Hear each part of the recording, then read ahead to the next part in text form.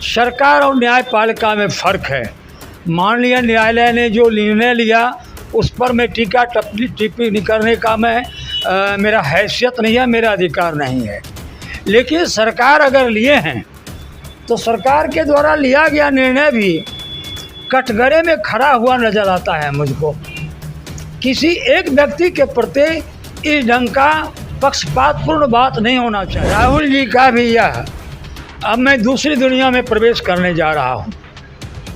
मैं देख रहा हूँ किसी भी पार्टी की कोई राष्ट्र स्तर के नेता क्यों न हो, देश के विकास के संदर्भ में आलोचना करने के बजाय निजी जीवन की आलोचना और पक्षपातपूर्ण रवैया अपनाने की बात की जाती है।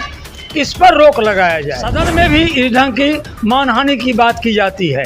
सदन को चलने नहीं दिया जाता है, सही मुद्दा से भटका दिया जाता है। अगर कोई भी सरकार अगर किसी प्रकार की गलती कर रही है तो उस गलती को उनको दृष्टावलोकन कराइए, आप उनको जानकारी दीजिए, जनता के बीच में उस कहानी को पहुंचाइए, न कि सदन को रोक दीजिए।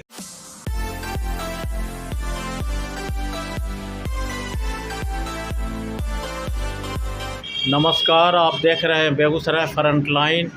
गुजरात न्यायालय द्वारा कांग्रेस के पूर्व राष्ट्रीय अध्यक्ष व सांसद राहुल गांधी मोदी सरनेम पर दिए गए बयान को लेकर 2 साल के लिए सस्पेंड कर दिया गया है और कि बंगला को भी खाली करने का आदेश दे दिया गया है। इस राजनीतिक परिप्रेक्ष्य में मैं सामाजिक कार्यकर्ता और जेपी आंदोलन से जुड़े सुरेश सिंह से बात करने जा रहा हूं। राहुल गांधी को 2 साल का सज़ा दिया गया, उनकी सदस्यता ख़त्म कर दिया गया। वो आगे न्यायालय में अपना चुनौती दे रहे हैं। इस पर आपकी क्या प्रतिक्रिया है? इस प्रकरण को आप किस रूप में देखते हैं? सर्वप्रथम बेगूसराय फ्रंटलाइन का मैं हार्दिक अभिनंदन करता हूं। जहां तक राहुल गांधी जी की बात है, इस संदर्भ में मैं बहुत ही अति संक्षिप्त में 2 पंक्ति का उद्बोधन करना चाहूँगा, जिसे संपूर्ण राष्ट्र के जनमानस को सोचना चाहिए।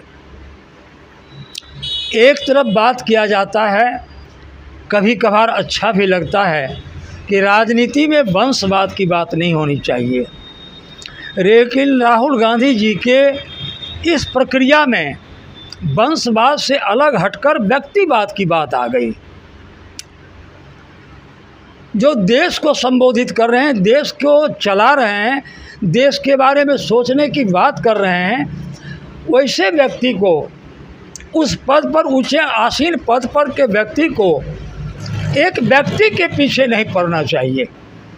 और अगर पड़ा गया है, राहुल गांधी जी से अगर गलती हुई है, तो इस संदर्भ में मैं उसी सदन के बारे में कहना चाहूँगा कि जब जब सदन चलती है तो इतने अप्रासंगिक वहाँ पर व्यवहार होते हैं, इतनी असामाजिक और मर्यादित व्यवहार होता है जो तार तार हो जाता है, जिसे समूचा विश्व देखता है।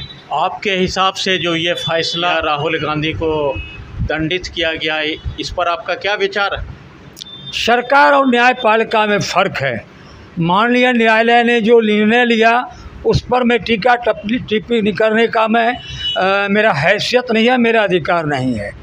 लेकिन सरकार अगर लिए हैं तो सरकार के द्वारा लिया गया निर्णय भी कटघरे में खड़ा हुआ नज़र आता है मुझको। किसी एक व्यक्ति के प्रति इस ढंग का पक्षपातपूर्ण बात नहीं होना चाहिए। उसके संदर्भ में मिल बैठ कर के भी बात होनी चाहिए। सामाजिक व्यवस्था है, न्यायपालिका की व्यवस्था है। हठात न्यायपालिका में जाने की बात न्यायपालिका भी नहीं करती है। उनके द्वारा भी ये मार्ग निर्देशित है कि अगर किसी प्रकार की समस्या है तो आपस में मिल बैठ करके इसका निष्पादन करें।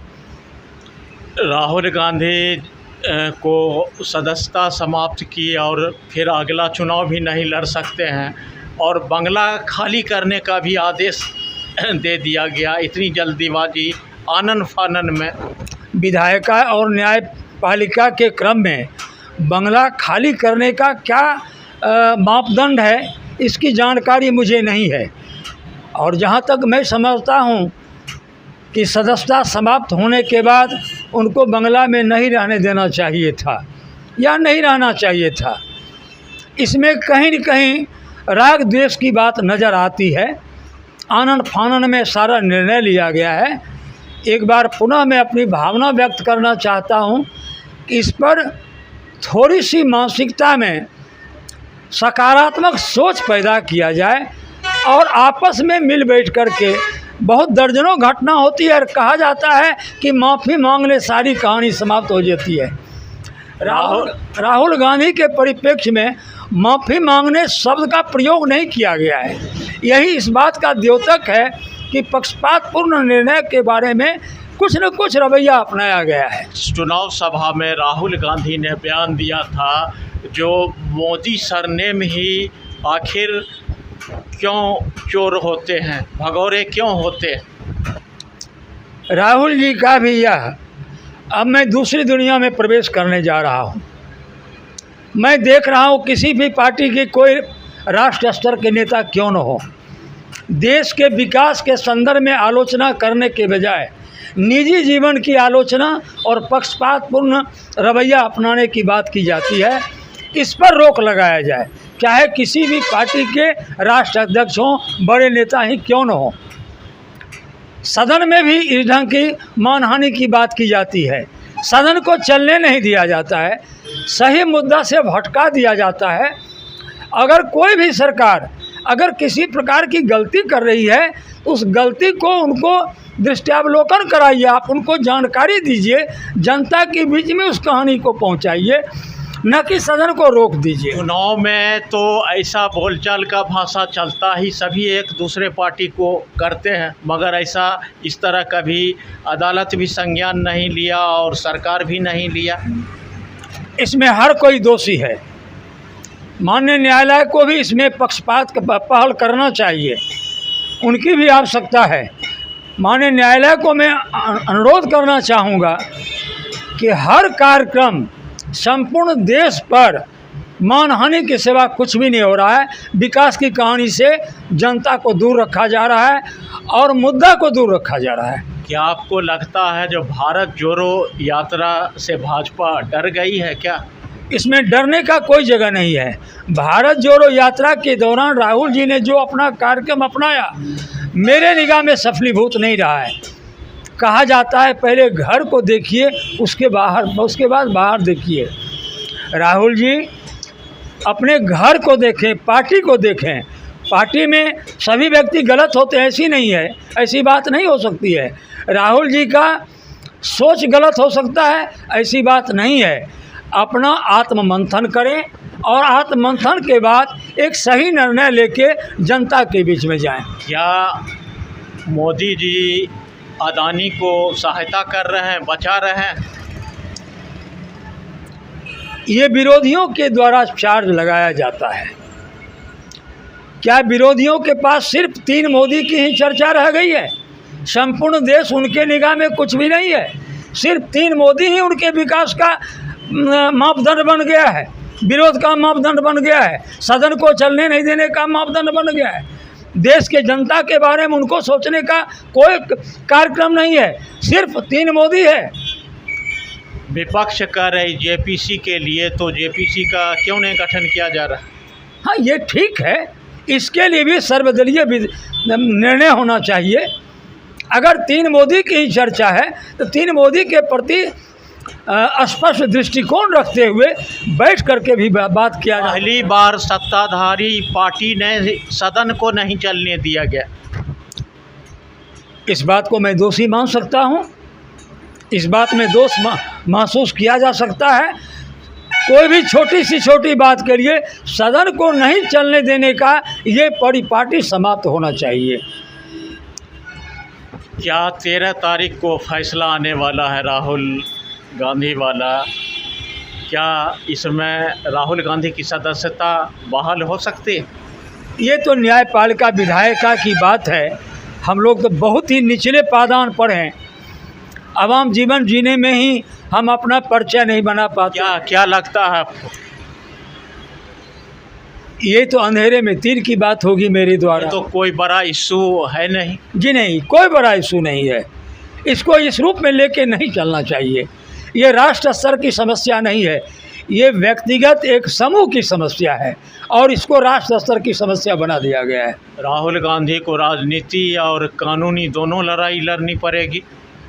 राजनीति में अपरिपक्वता परिलक्षित होती है और कानूनी लड़ाई लड़ने का उनको अधिकार है।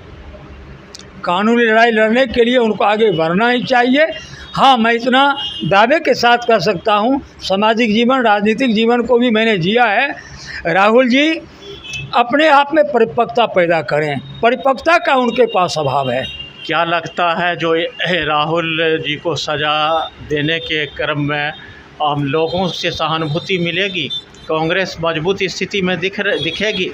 सहानुभूति शब्द की आवश्यकता नहीं है, उचित इंसाफ की आवश्यकता है और इस मायने में भी जनता से राय लेनी चाहिए। जनता का वोटिंग होना चाहिए। क्या इस इशू पर यह जो निर्णय हुआ गलत हुआ या सही हुआ? इस निर्णय पर आप क्या, सही निर्णय हुआ या गलत, इस पर आप क्या कहें? ये व्यक्तिगत निर्णय है, इसलिए इसे मैं गलत मानता हूँ। क्या इसका 24 के चुनाव पर असर पड़ेगा? ये 24 के चुनाव से इसका कोई लेना देना नहीं है। 24 का चुनाव राष्ट्र स्तर का चुनाव का मुद्दा है, संपूर्ण देश की जनता का मुद्दा है, उसके विकास का मुद्दा है। आप कह रहे हैं जो इसका कोई असर नहीं होगा, ये राजनीति से प्रेरित है और चुनाव के लिए सारी चीज़ एजेंडा। एक हम घर में कार्यक्रम करते हैं और कई प्रकार का व्यंजन बनाते हैं और व्यंजन बनाने वाले जो मिस्त्री होते हैं सफल मिस्त्री होते हैं, लेकिन उनके द्वारा बनाया हुआ हर व्यंजन सही नहीं होता है, सही स्वाद नहीं होता है। इसलिए अगर इसको चुनाव के मायने से जोड़ के देखा जाएगा तो चुनाव में इसका मैं दावे के साथ कहता हूँ किसी प्रकार का कोई दुष्प्रभाव नहीं पड़ेगा। अगला 24 में लोकसभा का चुनाव होने जा रहा, आप अगले प्रधानमंत्री के रूप में किसे आप देखना चाहते हैं? मैं निश्चित रूप से नरेंद्र मोदी जी के विदेश नीति से मैं बहुत खुश हूँ। प्रधानमंत्री किसको देखना चाहते हैं आप? सर्वप्रथम नरेंद्र मोदी, द्वितीय नितिन गडकरी। नितिन गडकरी जी, अगर देश को विकास की बात सोचना है, देश के जनता को विकास की बात सोचना है तो नरेंद्र मोदी जी के मंत्रिमंडल में अगर विकास को सोचने वाला अगर कोई पुरुष है तो उसका नाम मैं नितिन गडकरी के रूप में देखता हूँ। तभी हमसे बात कर रहे थे सामाजिक कार्यकर्ता और जेपी आंदोलन से जुड़े सुरेश सिंह ने अभी के राजनीति काफ़ी चर्चा में है राहुल गांधी को लेकर, इस पर अपनी बेबाकी से राय रखी। देखते रहिए बेगूसराय फ्रंटलाइन। मिलते हैं अगली वीडियो में।